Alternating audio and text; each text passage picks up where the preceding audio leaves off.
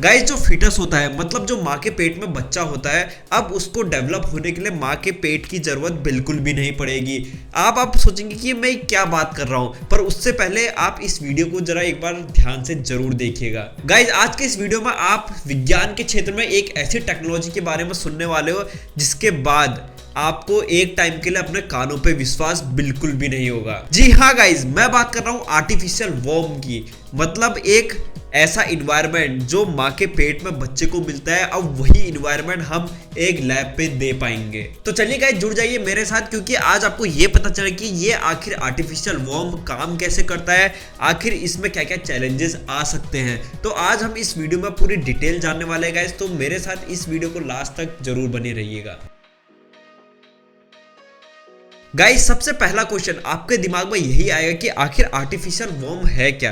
तो मैं आपको बता दूं, आर्टिफिशियल वॉर्म एक ऐसा इन्वायरमेंट होता है जो माँ द्वारा बच्चे को अपने पेट में दिया जाता है। पर इस आर्टिफिशियल वॉर्म के तहत हम बच्चे को लैब में ही आर्टिफिशियल इन्वायरमेंट दे पाएंगे जो उसको नॉरिशिंग में हेल्प करेगा। अब गाइज आपको ये तो पता चले कि ये आर्टिफिशियल वॉर्म एक माँ के पेट की तरह काम करेगा, तो इसमें मेल और फीमेल दोनों डेवलप हो सकते हैं। तो इसी के तहत एक 2017 में रिसर्च की गई जिसमें fetal research at the children's hospital of Philadelphia ने ये पब्लिश किया कि उन्होंने एक प्रीमैच्योर लैम यानी एक बकरी के बच्चे को 4 वीक तक आर्टिफिशियल वॉर्म में रखा और वो उनका एक्सपेरिमेंट सफल रहा। तो गाइज इसी के बेस पर साइंटिस्ट ने फिर और अपनी रिसर्च स्टार्ट करी, फिर उन्होंने एक आर्टिफिशियल वॉर्म बनाया। पर मैं आपको बता दूं इसमें और अभी रिसर्च होना बाकी है, मतलब ये काफी जल्दी आपको देखने को जरूर मिलेगा। अब ये तो मुझे पता है कि फैक्ट्स फिलोसफी की ऑडियंस काफी क्यूरियस है, तो बिना टाइम वेस्ट किए हम इसके कंपोनेंट्स को समझते हैं।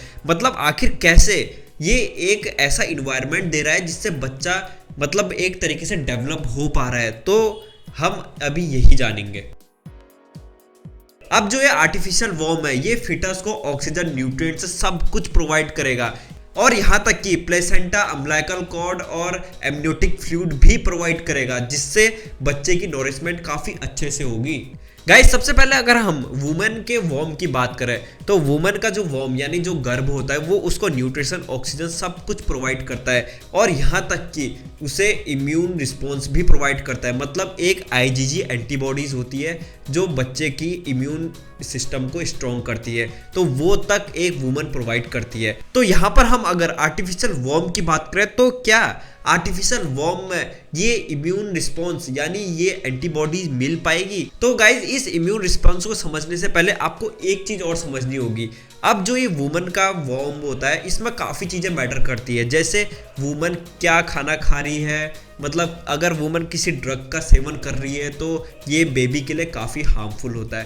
पर आर्टिफिशियल वॉर्म में ऐसा तो कुछ भी नहीं है, मतलब एक रिस्क फैक्टर नाम की तो कोई चीज़ ही नहीं है, क्योंकि वो एक आर्टिफिशियल तरीके से बनाया जा रहा है। अब आर्टिफिशियल वॉर्म में जो बच्चा बन रहा है तो उसे तो ना ही किसी चीज़ के डिजीज़ का खतरा है, क्योंकि कुछ डिजीज़ें ऐसी होती है जो मदर से फिटस में ट्रांसफ़र हो जाती है, और ना ही उसे किसी इम्यून रिएक्शन होने का कोई भी खतरा है। तो no doubt guys artificial worm एक वरदान साबित हो सकता है इस टेक्नोलॉजी की दुनिया में। तो चलिए गाइज ये तो बात कर ली हमने आर्टिफिशियल वॉर्म की। अब अगर आर्टिफिशियल वॉर्म के अंदर अगर कोई फिटस है तो उसका वेस्ट मटेरियल भी तो होगा, तो उस वेस्ट मटेरियल को आखिर ये आर्टिफिशियल वॉर्म कैसे रिलीज आउट करेगा? तो गाइज इसी चीज के लिए साइंटिस्ट ने ये कहा है कि हम इस चीज के लिए डायलिसिस का यूज कर सकते हैं, क्योंकि डायलिसिस के थ्रू भी हम उसका जो वेस्ट मटेरियल है हम उसको रिलीज आउट कर सकते हैं। और इसी चीज को काफी साइंटिस्ट ने अपनी हामी भी भर दी है। अब जो फिटस है उसको जिंदा रखने के लिए हमें एक और चीज की बहुत आवश्यकता है, मतलब उस चीज के बिना तो ये दुनिया ही नहीं है।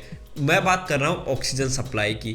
जी हाँ गाइज, आखिर ऑक्सीजन सप्लाई उसे किस तरीके से मिलेगी? तो गाइज इसी ऑक्सीजन सप्लाई के लिए वैज्ञानिक ने एक टेक्निक का यूज किया है जिसका नाम है ECMO। तो इस ECMO यानी एक्स्ट्रा कॉर्पोरल मेम्ब्रेन ऑक्सीजनेशन, ये एक टेक्निक है। इसी टेक्निक के अंदर एक बकरी के बच्चे को 237 आवर्स तक रखा गया था। जी हाँ गाइज, जो ECMO को एक सक्सेसफुल टेक्निक भी बनाती है। पर गाइज एक अच्छी न्यूज आपके लिए यह है कि ECMO टेक्निक अभी भी यूज की जा रही है, पर ये अभी इतना एडवांस नहीं हुई है। पर ECMO टेक्निक स्पेशल केस में यानी एक सिलेक्टेड फिटस को ही प्रोवाइड की जाती है। गाइज अगर हम आर्टिफिशियल वॉर्म बना रहे हैं और ECMO जैसी टेक्निक यूज कर रहे हैं तो इसके कुछ हार्मफुल इफेक्ट भी तो हमें देखने को मिलेंगे। तो गाइज इसके हार्मफुल इफेक्ट में से एक ये है कि बच्चे को इंट्रावेंट्रिकुलर हेमरेज होने के चांसेस ज़्यादा रहते हैं। इंट्रावेंट्रिकुलर हेमरेज का मतलब ये है कि ब्रेन से कभी कभी ब्लीडिंग होना स्टार्ट हो जाती है, जो बच्चे के लिए बिल्कुल भी अच्छा नहीं रहता है। तो गाइज अब हमने बच्चे को एक आर्टिफिशियल इन्वायरमेंट तो दे दिया है, पर हमें अब बच्चे को बाहर भी तो निकालना है, तो उसके लिए भी तो हमें कुछ करना पड़ेगा। तो इसी चीज़ को देखते हुए नॉर्मल वुमन की जो यूट्राइन वॉल होती है वो मायोमेट्रियम की बनी होती है, जो डिलीवरी के टाइम में फिटस को बाहर पुश करने में मदद करता है। अब आर्टिफिशियल यूट्रस इस तरीके से काम करता है कि ये मदर के इनर कंपोनेंट को एक्सटर्नल सर्कुलेशन में रिलीज कर देता है। पर गाइज यहाँ पर मैं आपको बता दूं, यहाँ पर साइंटिस्ट ने ये कहा है कि हमें इस पर और रिसर्च करने की जरूरत है। अब फोर्थ चीज जो आर्टिफिशियल वॉर्म में होनी चाहिए वो है उसका इंटरफेस यानी प्लेसेंटा। अब जो इसका इंटरफेस होगा वो है प्लेसेंटा। मैं रियल प्लेसेंटा की बात नहीं कर रहा हूं, मैं आर्टिफिशियल प्लेसेंटा की बात कर रहा हूं, जो एक इंटरनल लेयर होती है और ये इंटरनल लेयर बनी होगी एक से ज्यादा सेमी परमिएबल मेम्ब्रेन द्वारा। अब इस चीज में तो कोई भी डाउट नहीं है कि ये फीटस को नॉरिशमेंट में हेल्प करेगा। अब गाइज इस चीज को साइंटिस्ट ने सोचा कि इस चीज को हम क्यों ना और एडवांस किया जाए, तो उन्होंने अभी थ्योरेटिकली ये सोचा है कि हम एक वुमन का प्लेसेंटा ट्रांसप्लांट करेंगे एक आर्टिफिशियल वॉर्म में। पर गाइज मैं आपको पहले ही बता दूं ये सिर्फ अभी थ्योरेटिकल ही पॉसिबल है, प्रैक्टिकली अभी से अप्लाई नहीं किया गया है। पर आगे हमें ये देखना हो कि आखिर इसे कब परफॉर्म किया जाता है, तो आखिर ये कितना सक्सेसफुल होगा। गाइज जो फिफ्थ चीज है वो है एमनियोटिक टैंक। अब एमनियोटिक टैंक काफी बड़ा रोल प्ले करता है एक बेबी के नॉरिशमेंट में, और ये प्रोवाइड करता है एक फिजिकली प्रोटेक्शन में, ये हेल्प करता है।